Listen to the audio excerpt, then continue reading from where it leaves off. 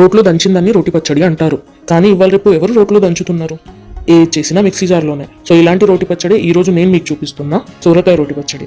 దానికోసం ఒక ప్యాన్లో ఆయిల్ వేడి చేసి, ఆయిల్ వేడైనాక అందులోనే ఇంత జీలకర్ర, ఒక కప్పెడు నువ్వులు వేసి, నువ్వులు కొంచెం గోధుమ కలర్కి వచ్చిన తర్వాత అందులోనే ఒక 10 కట్ చేసిన మిరపకాయలు వేయాలి. ఈ మిరపకాయలని కూడా ఒక నిమిషం గోలిచ్చి ఇప్పుడు ఇంట్లో కట్ చేసిన సోరకాయ వేయాలి. ఈ సోరకాయ ఎర్రగా అయ్యేదాకా గోలియాలి. సోరకాయ ఎర్రగా అయినాక ఇంట్లోనే ఒక సగం నిమ్మకాయ అంత చింతపండు వేసి, అట్లనే ఓ 8 నుంచి 10 ఎల్లిపాయలు వేయాలి. ఇలా పట్టినంత ఉప్పు వేసి, ఒక చెంచాడు చక్కెర వేయాలి. ఇది మొత్తం ఎర్రగా అయ్యేదాకా గోలియాలి. ఎర్రగా అయినాక గ్యాస్ బంద్ చేసి దీన్ని చల్లగా చేయాలి. ఇది చల్లగా అయినాక ఒక మిక్సీ జార్లో వేసి, ఇక్కడ నేను నీళ్లు పోస్తలేను, అట్లనే పేస్ట్ లెక్క గ్రైండ్ చేసుకోవాలి.